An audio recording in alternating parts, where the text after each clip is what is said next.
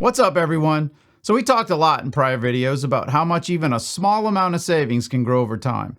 Now let's talk a little bit about how to grow those savings.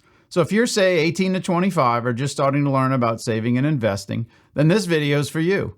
We're going to break down some of the most common investment options so you can make smart decisions with your money from the start. So that said, let's roll. Hey everyone, this is AJ, your ace in the hole, and welcome to the channel where we super simplify personal finance, providing tips and life hacks for young adults and others based on real life experiences to help kickstart their financial journey. Whether you're just getting started or a parent looking for some ideas, either way, I'm here to help stack the deck in your favor. So let's get right to it. So you've been socking away money in savings and now you're looking to grow that money. The best way to do this is through investing. So for starters, what exactly is investing? Investing basically means putting money into financial assets or ventures with the expectation of generating income over time. Unlike saving, which is typically low risk and meant for shorter term needs, investing carries varying degrees of risk while offering the potential for much higher returns over the long term. Now, to provide some perspective, let's look at a basic real-world comparison. In this scenario, we'll contrast a very basic low-risk savings account earning a modest 3% interest rate compared to two very common large company stocks, Apple and Tesla. Over the past 10 years, from 2014 to 2024, and assuming $100 saved and invested, you can see investing in company stocks can vastly increase your earnings over time compared to a basic savings account. But this does come with much higher risk level, as there are many company stocks that also lose money over time as well.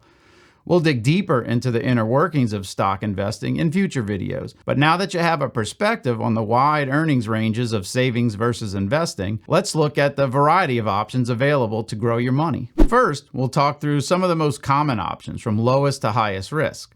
Now you're probably wondering, why do I keep bringing up this risk thing? Well, risk is a very large part of choosing an investment option, as it's tightly correlated to the level of return expectations. Lower risk options provide a safer return on your money, yet typically earn far less than higher risk options that have much greater earnings potential, yet provide less guarantee on those earnings. Simply put, low risk, low reward versus high risk, high reward. Let's first take a look at a summary of the options, then we'll dive deeper into each in more detail. So starting out with the safest option, there's cash savings. This is the lowest risk and safest option and includes basic savings accounts, and even that money stuffed under your mattress. Next, there are bonds, treasury notes, and T-bills, which are low to moderate risk. Think of these as basically loans where you loan money to the U.S. government or corporations, earning you a profit on the money that they borrowed. Next up, stocks, which are moderate to high risk investments. Buying shares of stock in a single company represents actual ownership and investment in the company, earning based on the overall company's performance. ETFs, or exchange-traded funds, are also moderate to high risk. These are a very popular investment option that pools various securities, usually a group of stocks, and are usually traded just like individual stocks. Now, retirement accounts, such as IRAs or individual retirement accounts, as well as 401ks, are accounts focused on longer-term investing, building for retirement in the later years. These typically have a variety of special financial and tax advantages to help grow your investments. These have variable risk levels and are based on investment choices, but can lean towards the lower risk level given the longer investment periods. Finally, we have more specialized options such as health savings accounts and 529 plans, specifically targeted at saving for a very particular use such as healthcare or college savings. So that provides a high-level summary of some of the most common savings and investment options available. While there are certainly many other ways to invest, we will continue with a breakdown of these more common options. Alright, so let's kick things off with the most basic and secure option, cash savings. Keeping your money in a savings account in a bank or credit union is the safest way to keep your money with the lowest risk of all options and with the easiest access to your money. Cash savings are perfect for short-term goals like saving up for a vacation, a new phone, or building an emergency fund for things such as an urgent home or car repair. And while the interest rates on savings accounts aren't going to make you rich, they do keep your money safe, accessible, and at least earning a little bit while it sits.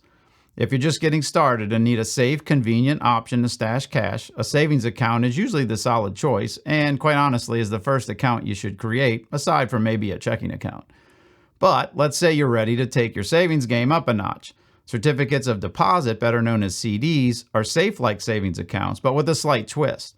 With CDs, you agree to lock up your money for a fixed period of time, usually a few months to several years. The catch?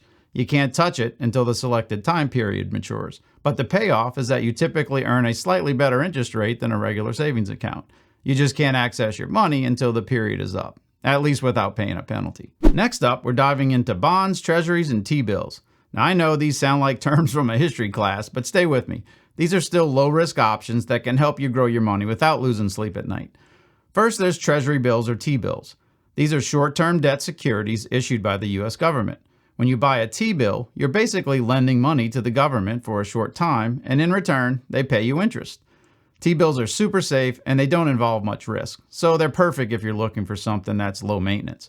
You're just lending the government money and they pay you back with a profit. Now, treasury notes or T-notes are pretty similar, but they last longer, anywhere from 2 to 10 years. They typically pay interest every 6 months, which means your money's working for you a little more regularly. Then there's municipal bonds, or munis for short.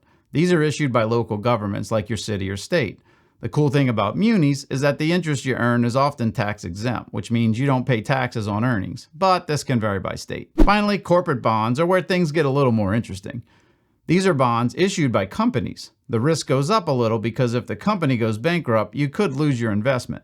But in exchange, corporate bonds offer high returns. Corporate bonds are still generally a safe option, especially from established companies with a high credit rating. All of these options have a low to moderate risk, but like CDs, will lock up your money for the purchased period of time. But then again, the trade-off is earning a higher rate of return. Additionally, they all come with varying degrees of tax benefits. Now let's talk about the fun stuff. Stocks. Stocks are what people typically think of when they think of investing. Buying a stock means you're actually buying a piece of a company. If the company does well, the stock price goes up and you make money. But if the company tanks, you can also lose money. They're high risk because prices can swing up and down quite often, but they can also offer high rewards if you pick the right companies. Stocks are better for long-term investors, meaning people who can ride out those ups and downs. So don't invest in stocks thinking you'll be rich by next week. Look at stocks as a longer-term wealth-building tool. Now, a quick fun fact about the stock market. The S&P 500, which represents the largest 500 companies in the U.S., has averaged around 7 to 10% annually after inflation over the past century. So while there's short-term bumps, the long-term trend has always been upward. In fact, over the last 20 years, if you invested in the S&P 500 for any given 20-year period, you never lost money, earning an average of around 8.5%. And even if you drop that to a 10-year holding period, you still only had 2 negative periods out of 20, and even they were quite insignificant at an average loss of roughly 0.8%. So while stocks are indeed risky by nature, the longer you hold them, the less risky they become. As I always like to say, buy low, never sell. Patience is key with stock investing, and don't let the market's daily and short-term drama get to you. Next up, let's talk about ETFs, or exchange-traded funds. Think of an ETF as a basket of investments, typically stocks, but also bonds or other assets. For example, an ETF might contain 100 different individual company stocks. This is very similar to mutual funds, which do the same. ETFs are traded just like stocks, but they're diversified, so you're spreading your risk. If one stock in the ETF goes down, it's not the end of the world because there are other stocks in the mix to help keep things balanced. ETFs are like a middle ground between playing it safe with bonds and going all in with individual stocks. They're perfect if you want to get some exposure to the stock market, but don't want to put all your eggs in one basket.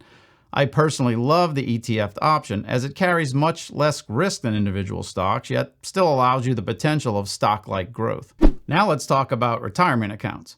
These are some of the best options for the long term because let's face it, you probably don't want to work forever, and retirement accounts can help prevent that. The most common accounts are traditional IRAs, Roth IRAs, and 401ks.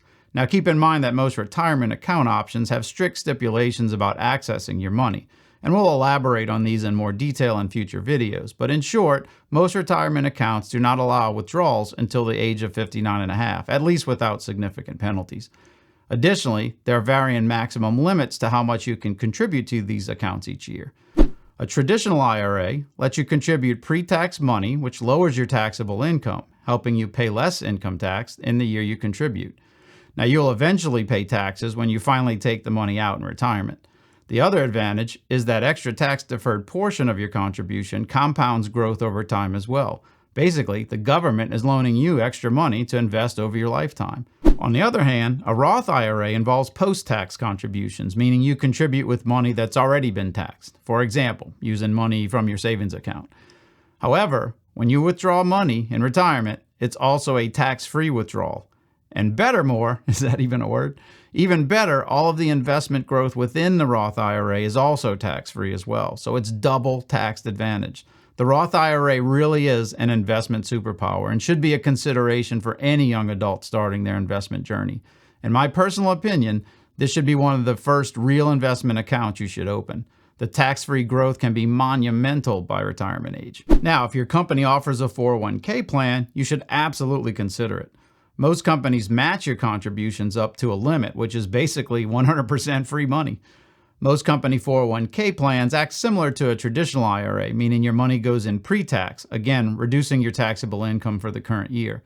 Some companies also offer a Roth 401k option as well, which operates with all the Roth benefits we noted earlier. 401ks offer much higher contribution limits than IRAs, which is yet another reason to contribute if you have the option available. Finally, let's briefly touch on some other savings options, such as health savings accounts and 529 plans. These really are quite specialized, and I wouldn't consider them a primary savings option, but felt they were worth mentioning as they certainly may have a place in your situation. So a health savings account, or HSA, helps you save for medical expenses. Its structure actually combines all the benefits of a traditional IRA and a Roth IRA.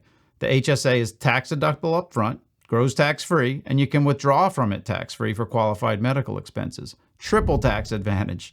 I get excited talking about HSA accounts as they really are like a supercharged Roth option.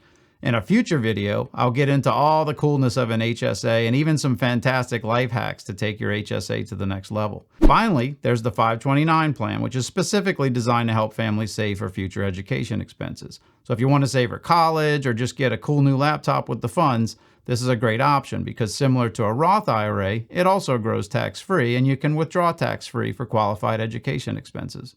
So there you have it. We covered everything from cash savings and CDs to stocks, ETFs, retirement plans, and even some niche accounts like HSAs and 529 plans. In fact, here's a handy summary table that depicts the risks and pros and cons of each option. The key takeaway? Start by building a solid, safe, and accessible savings. Then begin investing, finding the right balance between risk and reward, and start as early as possible. The earlier you start saving and investing, the more time your money has to grow. Many years from now, you're going to look back and be glad you did. So don't be one of the ones who are sorry they didn't. Now, we have lots of future videos planned that take a deeper dive into each of these specific investment options in detail. So if you found this video helpful, please give it a like and subscribe so you don't miss out on those. And if you know anyone that might be interested in this type of content, please share our video.